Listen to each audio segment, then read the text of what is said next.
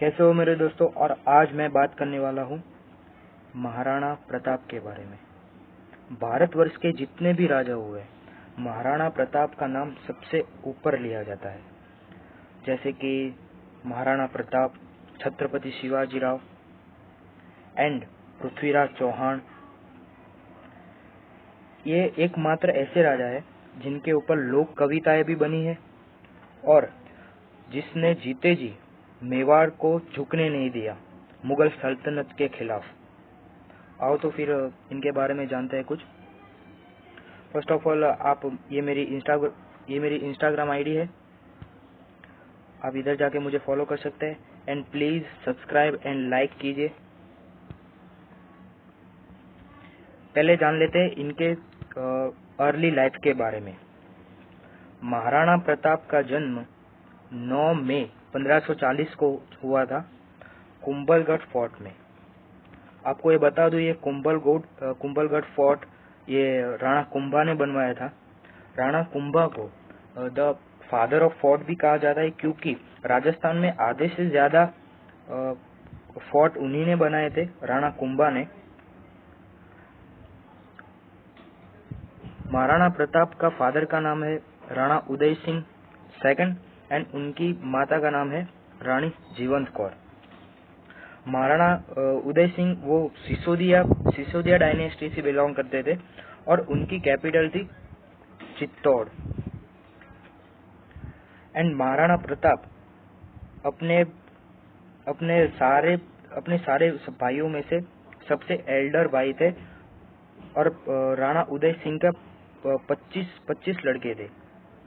और जब महाराणा प्रताप का कोरोनेशन होता है, यानी कि राज्याभिषेक होता है, तो वो सिसोदिया डायनेस्टी के और मेवाड़ राज्य के 54th रूलर थे।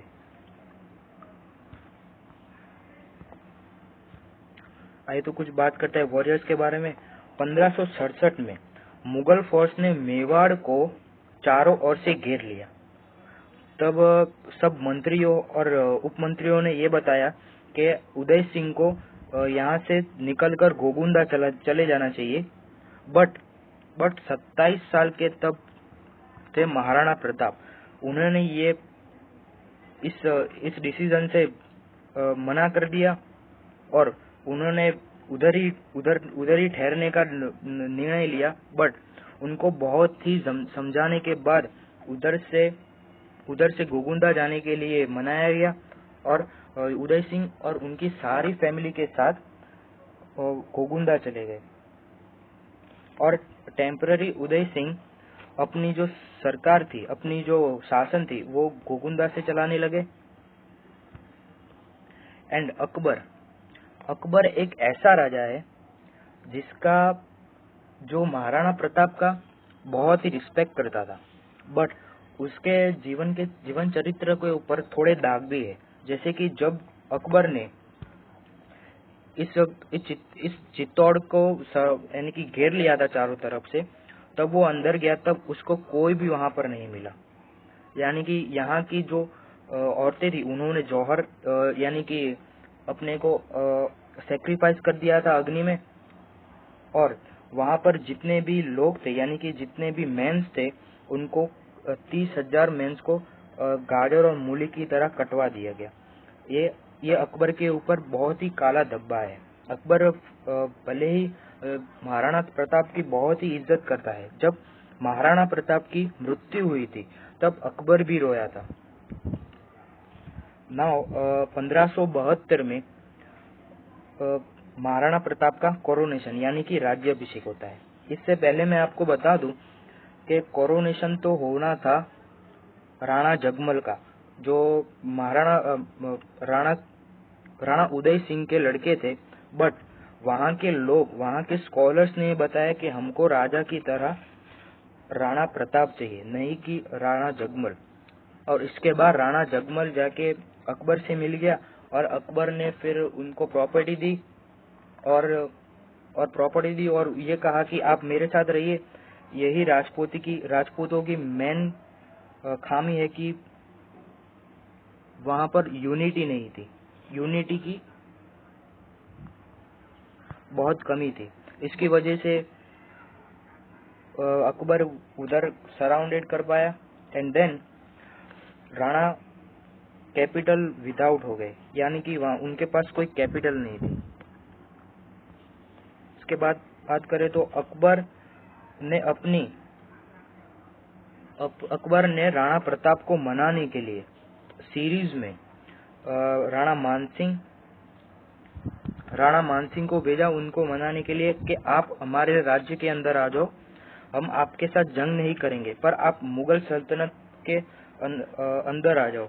पर राणा प्रताप ने यह फरमान ठुकरा दिया और राणा मानसिंह को कहा कि आप इधर से चले जाइए।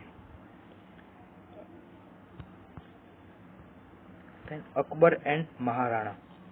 So as the people of Mewar saw by their Maharana, Akbar could not realize his ambition of being the Jahapana of Hindustan.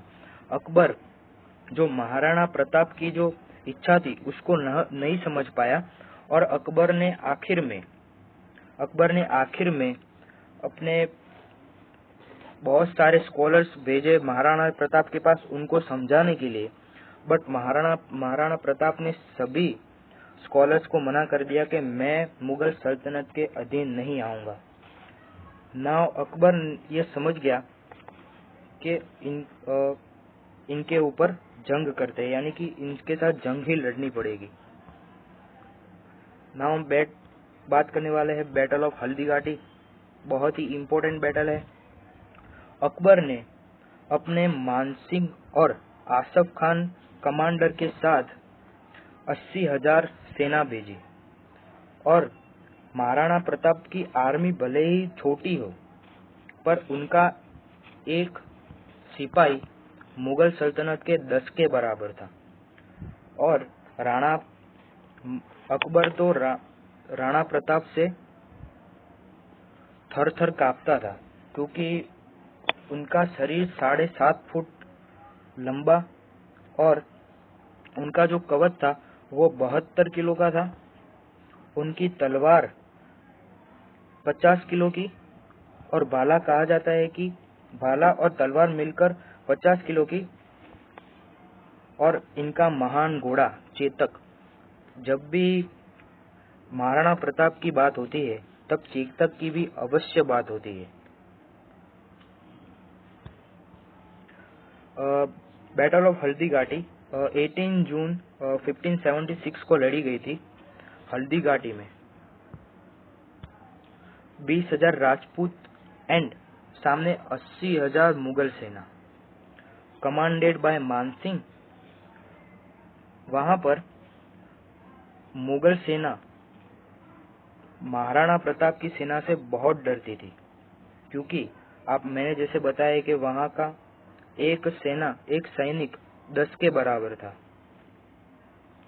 And जब मानसिंह हाथी पे बैठा था, जब चेतक ने मानसिंह को मारने के लिए छलांग लगाई तब चेतक का पैर कट गया था।